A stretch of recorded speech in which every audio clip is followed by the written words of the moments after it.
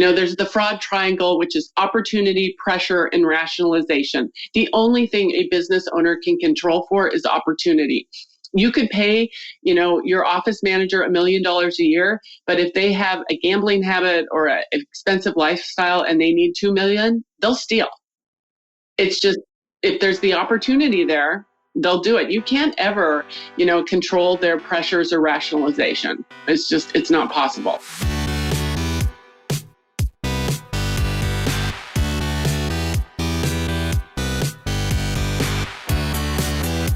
You're listening to The Successful Bookkeeper with your host, Michael Palmer. Listen each week as inspiring guests share their secrets of success to help you increase your confidence, work smarter, and build a business you love. This episode of The Successful Bookkeeper is brought to you by PureBookkeeping.com, the proven system to grow your bookkeeping business.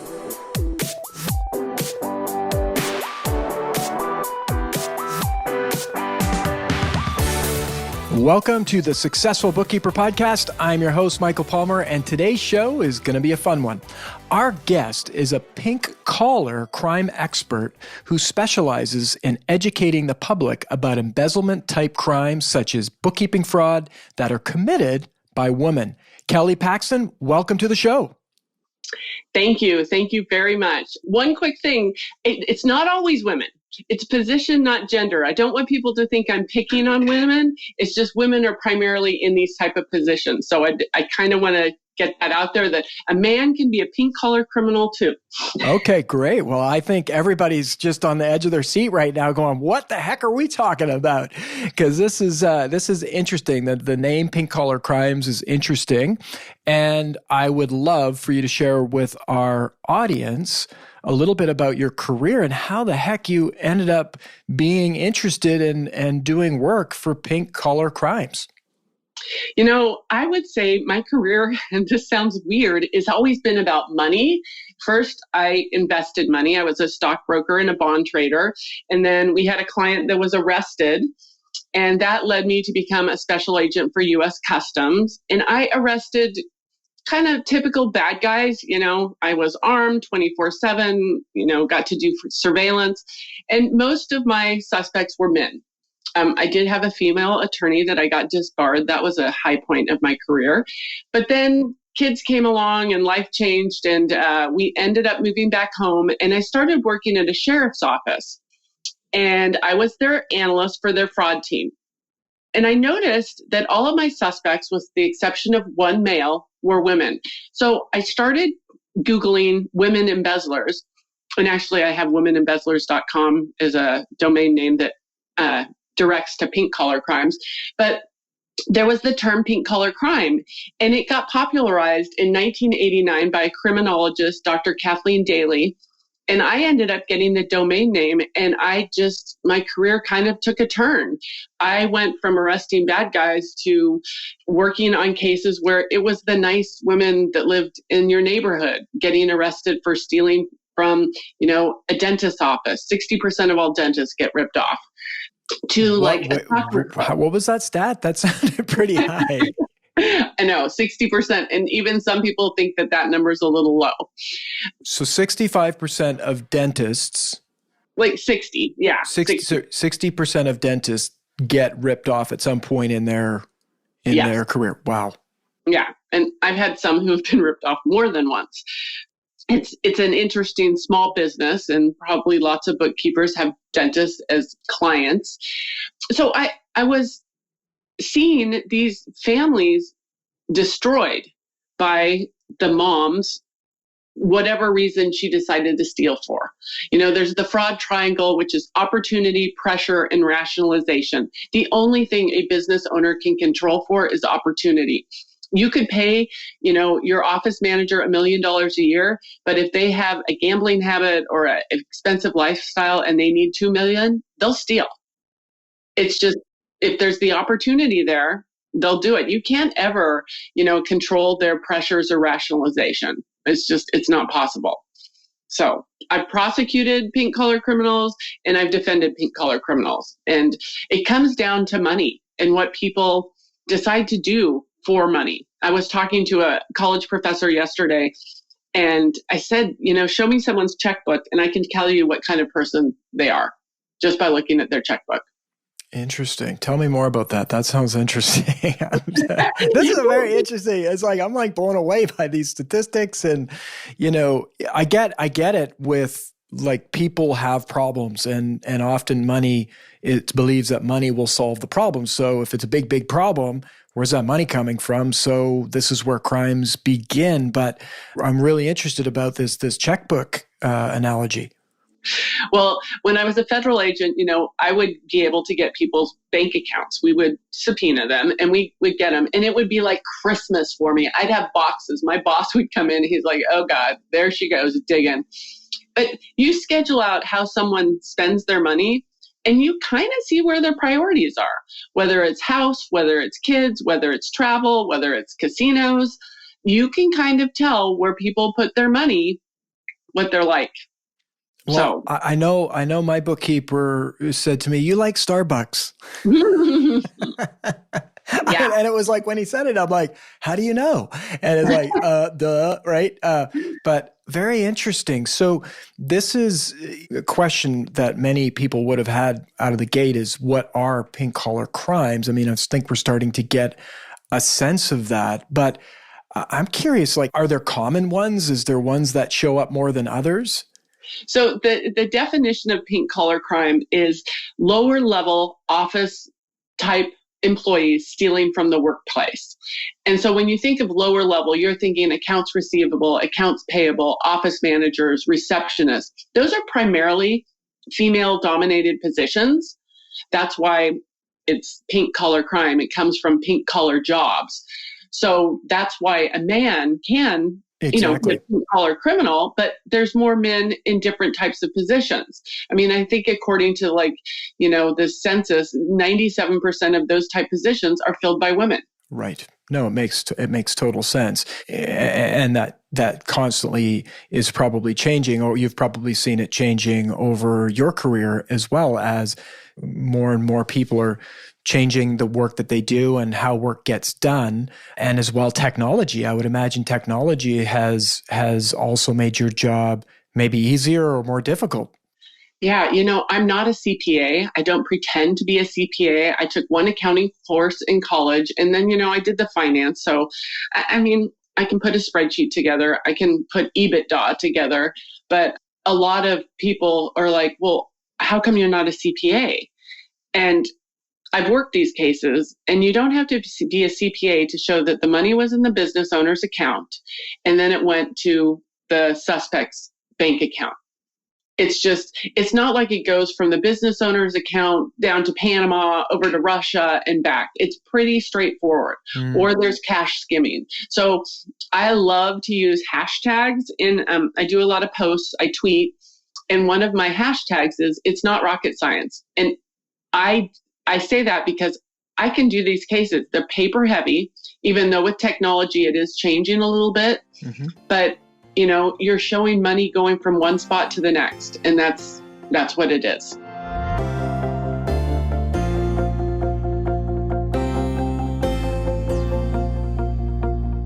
Yeah, absolutely. And when it comes to these types of crimes, I mean, bookkeepers are definitely people that have been made the news of being people who have committed those crimes, but they're also more so, fortunately, people who find something's fishy going on. How can bookkeepers, our listeners, how can they be more aware of these crimes, and what should they be looking out for, and what's a pathway to if they notice something? So, yeah, I mean, it's interesting because this is a bookkeeping podcast, and I just tweeted out about a Southington bookkeeper who stole $300,000. So when I go and I speak and I do these presentations, it kind of depends on my audience, whether I give tips and tricks or whether I just kind of gloss over it. So bookkeepers, they definitely have access. So anyone who has access to the money can steal. That's the opportunity. Bookkeepers can look at a lot of different things. I mean, one of the things is if you're an outside bookkeeper and say you're having difficulties getting information from the person who's supposed to provide you the information, if they're really hesitant or they keep blowing you off or they're abrupt and say, no, I sent that to you. If there's pushback, that's where I think, your little, I call it spidey sense, should maybe kick in. Like things just aren't right. And it's like, why aren't they right? Why don't they want to give me this stuff? Or so when there's hesitancy on the person giving the bookkeeper information, or say that you want to upgrade your accounting software, go to a new program for whatever reason, and they're just like, no, there's no reason we need to do this. Why is that? Is it because they've been hiding something in the numbers? When they're that sort of territorial, that's what I call it is a pink flag. Yeah, I can see that, and I have heard lots of our listeners have conversations with lots of our listeners and our clients about where these things have happened, right? It's the relative working for the business, and it's like the reluctance, and it's like it's like something's not adding up, or someone not wanting to and being very defensive about letting someone else come in and have a look. It's exactly what you're saying. And so if there's a spidey sense coming up, what should be the step that a bookkeeper should take? This is one of my number one things. Document everything. Just start documenting. Phone calls, emails, anything like that makes it, because if you have to go back and look at the stuff, you want it to be documented at the time contemporaneously. So I am a huge fan of documentation, whether it's just a little note or whatever, definite document.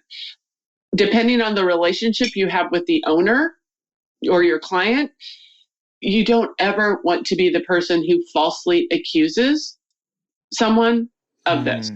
Because I had a former boss who bought a house and I said, oh, that's a nice house. And he goes, well, you know how I got it? And I'm like, no.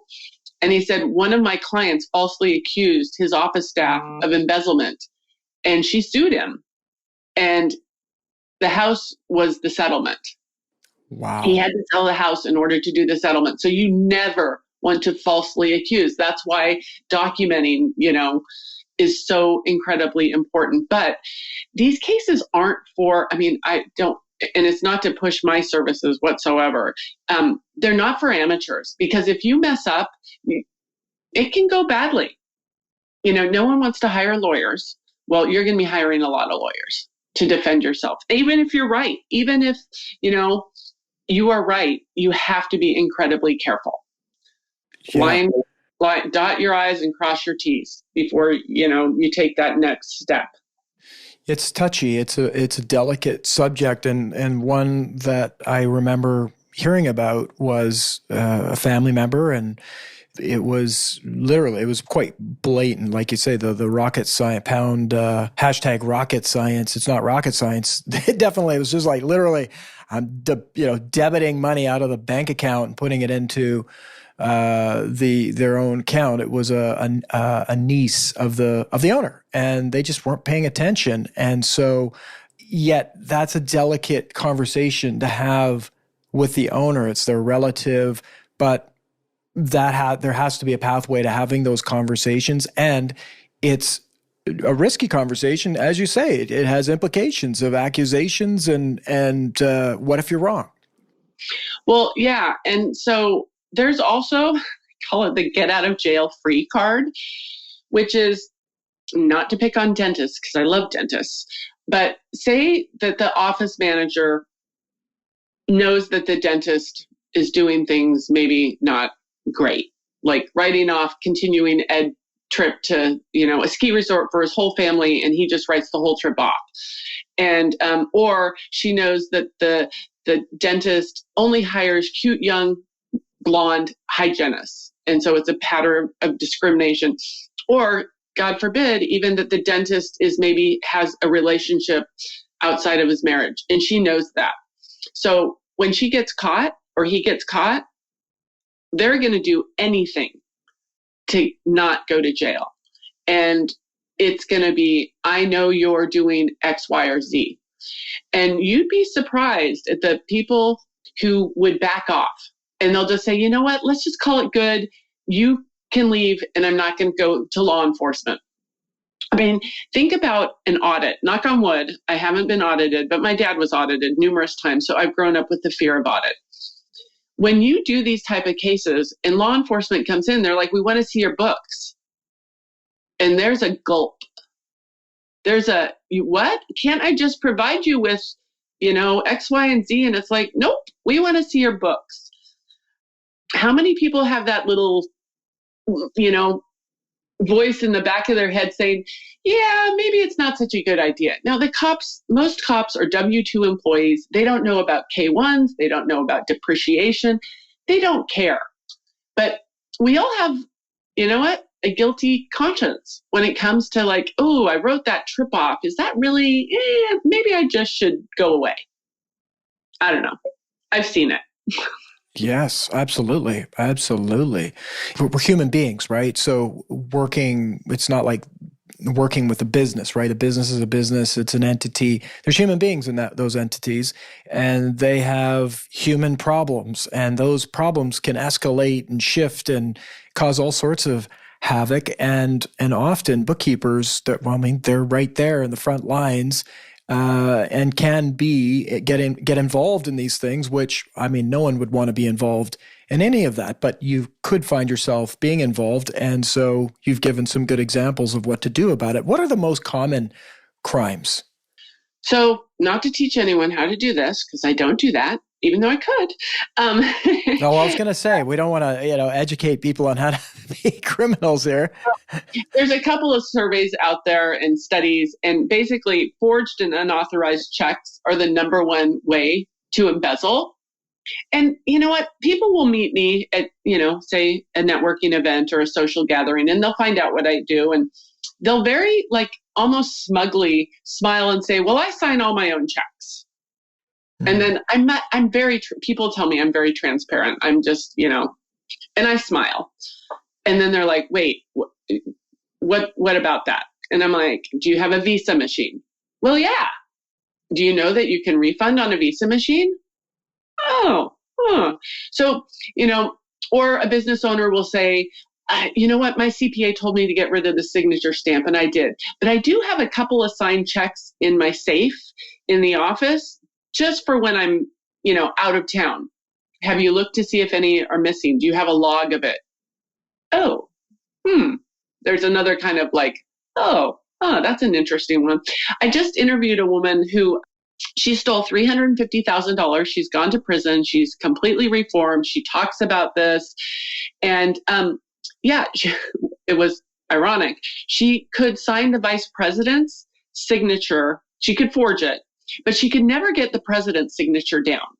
But the interesting thing is she goes, I didn't have signing authority, but they did give me wire transfer authority. She said, I never once did a wire. She goes, I could have, but I didn't because I thought that would maybe alert.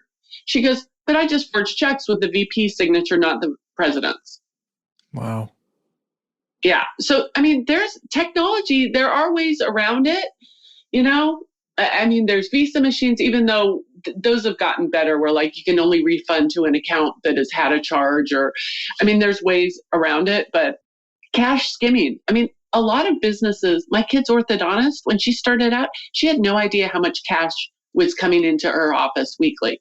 It was over $5,000 a week because a lot of braces aren't paid for via insurance.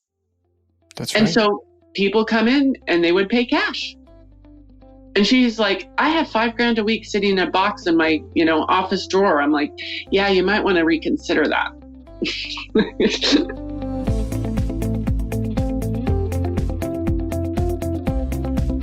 Huge risk. And so we talked about dentists and why that happens, or the amount that it happens. Why dentists? So just on average out in Oregon, a dentist will gross about 1.3, 1.4 a year. He or she takes home about $250. Now that's a dentist that I'm going to say is just kind of average. Maybe they're not cosmetic dentistry. So that gives you about $1 million of play. You've got expenses, you have rent, you have, salaries and things like that. But are you really going to notice $5,000? No. I mean, I call it the fish tank gets expensive. You don't notice it. And these people are smart. They're in the weeds. They know where you won't pay attention to. So maybe you pay really, really close attention to salaries, but you don't pay a lot of attention towards like employee gifts or, offsites for a business, conferences or things like that. They'll dump it in those categories that you don't pay attention to. They're smart. They're in the weeds. Right. Wow. It makes a lot of sense because people that need to find a way. And if it's somebody close inside the organization, they're going to have that access to observe and find out where the weaknesses are. Yeah, I had a woman and I interviewed her. I had her come do a presentation with me, and she stole $250,000 over 18 months from 6 urologists, which is humorous in and of itself. But the first check was an insurance check. But when I had her at an event, they asked her, so how'd you do it? Like, how did you physically do it? And she said, I wrote a check every week made out to me, but I coded it, to some cost center. And she said every Friday, the senior urologist would meet with the CPA and they would pull up the computer generated report. Never once did they pull up a check. She was there for 18 months. Every Friday, they never once pulled up a check. She quit. She didn't even get fired. She quit because there was other stuff going on in the office that she just didn't want to deal with. And 6 months later, a detective calls her and he said, do you know why I'm calling? She said, yeah, I think so. And, but like, if they had just looked at one check and it said, XYZ printing company for $2,500 in the system, but the check itself said to Lisa, the gig would have been up. Right. Wow. It was that blatant. Yeah. Wow. This is, I'm sitting here blown away. And I would imagine that the role of the bookkeeper is, in a way, it's like these are the owners, right? Now, if you're a bookkeeper that has the intent to commit crime, then I doubt we have any listeners who are those criminals. I hope not. But we have the bookkeepers who are out there to serve owners and help them be more successful and not get into these situations. How can a bookkeeper, bookkeepers not only, they don't stay in a business perhaps forever. Things happen, they move on, businesses get bigger, need full-time staff, these sorts of things. What can a bookkeeper do to help their clients ensure that this never happens to them? Yeah. So removing the opportunity, which, the bank statement should be mailed. This is one of the easiest freebies. Bank statements mailed home to the business owner. I'm not creative, but give me Adobe and a bank statement and I can make myself look like a millionaire. So the bank statements need to be mailed home to the business owner. And I've had business owners who are like, well, if I were to change that, my staff might think I don't trust them. It's like, okay, another hashtag, trust is not an internal control.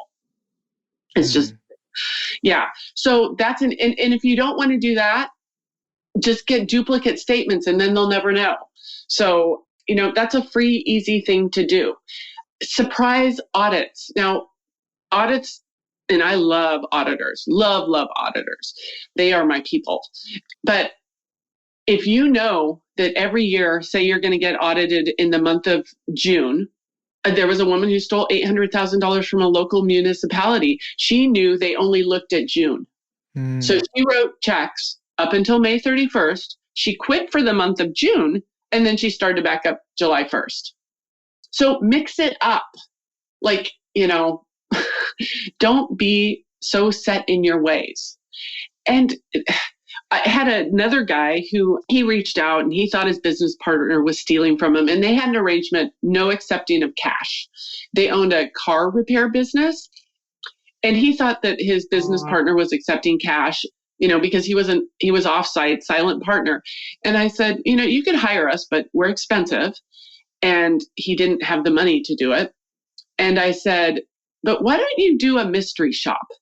Why don't you have a friend go in who doesn't, your partner doesn't know, have him do a lube oil filter, whatever it is, and have him try and pay cash and see what the guy does. He's like, oh my God, that's genius. And, if he does pay cash, then it's like, bingo, it's a problem.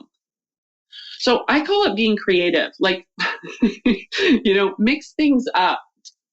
I love it. And I think the thinking around this is good thinking to say, hey, just put in some checks and balances that are somewhat random, that it just, by taking that one little step, it creates another barrier. And so, people, creative criminals can always find a way, I'm sure, but doing these things can help and can help prevent these crimes from occurring.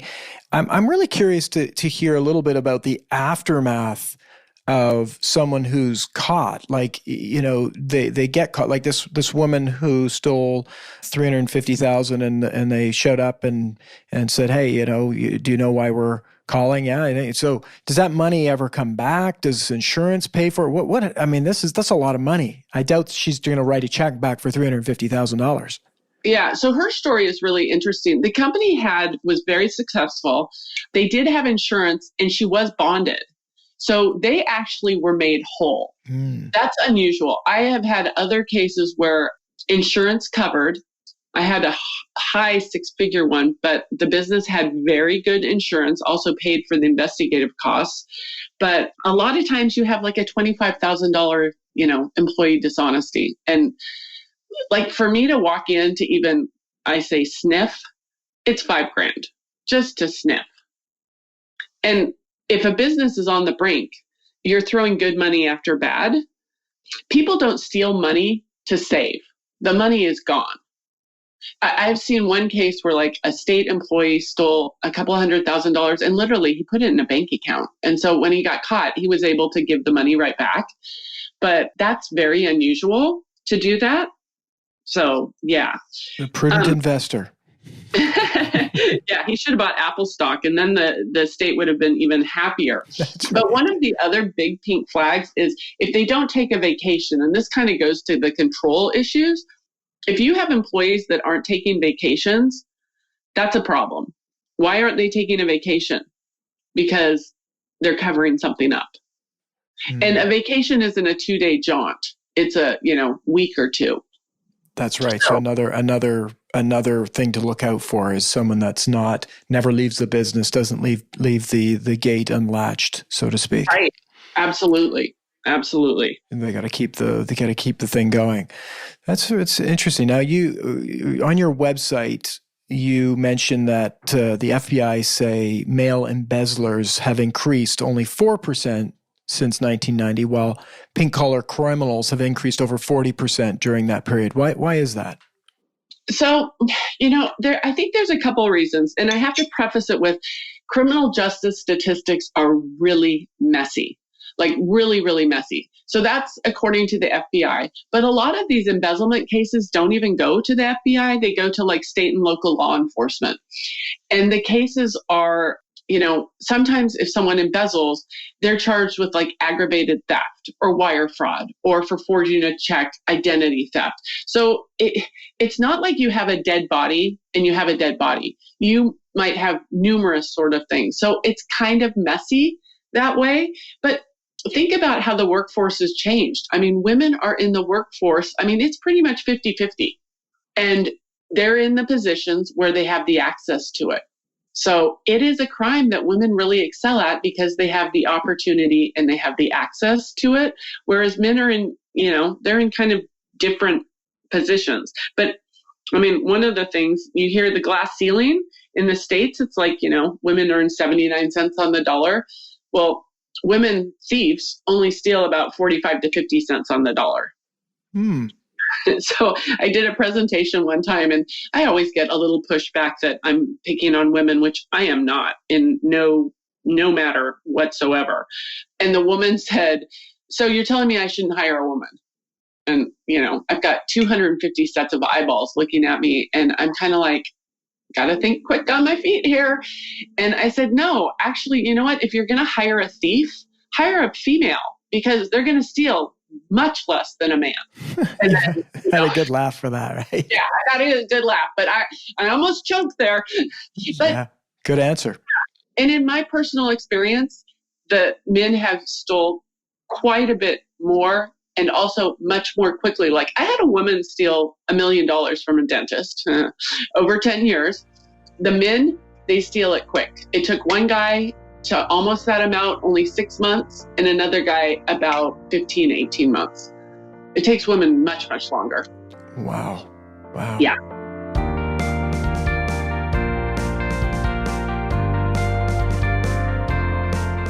It's amazing. This topic is amazing, and I think it's an interesting one. I mean, there's from my listening here, bookkeepers should be, hey, with your owners, make sure you have proper coverage. Are you working with as advice to their owner clients? Have you had discussions with your insurance broker about the potential for these kinds of things happening in the business? Which, again, I think you can embed that into your conversation with owners and say, look, this is your business. You need to pay more attention to your numbers always and not let that not be something of high importance. And that can be the role of the bookkeeper, to educate the client as to what the things that can happen inside of a business. And I think there's every bookkeeper will probably have a story of where the owner just doesn't want to have anything to do with it. It's like they just want to go do the selling or do the work or be the technician.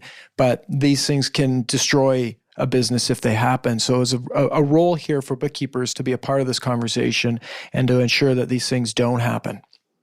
And I would also say, I've done this recently, where don't share your passwords. And bookkeepers, have your own password to get in, because you never want to be in the position of defending yourself. Everyone's like, oh, well, it was just a one-time sort of thing. How can, you're kind of disproving a negative. So it's a big thing to not share a password, and it will protect you. Because what if you share a password and someone goes in and makes a journal entry in order to, thieve, and you're like, but I didn't do it. Yeah, well, your password, you were the one who accessed it. Never share passwords. I have a great slide with a toothbrush, and it says never share passwords. This is to protect yourself. Yeah, that's the other side of it, is protecting yourself in the work that you do, and bank account access, passwords, documentation, making sure that you have a plan to educate the owner, but as well make sure that the owner knows that, look, this is how it's going to work, and I'm not going to have this type of access, so that you're protecting yourself. Because there could be the other side, right? Someone else in the organization could be potentially setting up the bookkeeper to look bad or to be on the hook for something. So this is where there's lots of opportunity to serve the client and as well protect yourself. Absolutely. Beautiful. Kelly, this has been very interesting. I would love for our listener to know where they can find out more about you if they do come across or want to educate themselves more about this topic. Sure. So I have pinkcollarcrime.com and kellypaxton.com. I'm on LinkedIn. I love LinkedIn. So hit me up on LinkedIn. I am working, I just sent it to the editor, a book about this. I'm also starting to do some courses specific to different industries. And I hope to have those done in the next couple of months, where you can, buy a course online for X amount, where I will, go through different industries and how it's happened with real life examples. So yeah, my website, I'm also on Twitter. I tweet quite regularly about pink collar crime, ethics, fraud, and that's PDXCFE, as in Certified Fraud Examiner. So PDXCFE. But yeah, and just give me a call. Hey, I'm all about spreading the word. Beautiful.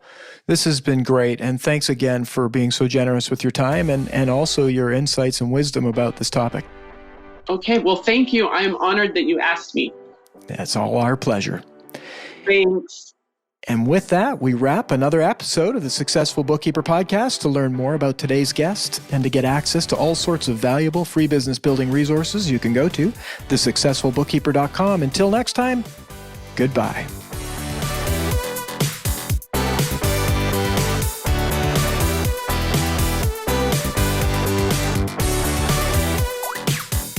You've been listening to The Successful Bookkeeper with Michael Palmer. For more information and to download the resources mentioned in this episode, please visit us at thesuccessfulbookkeeper.com. Thank you for listening.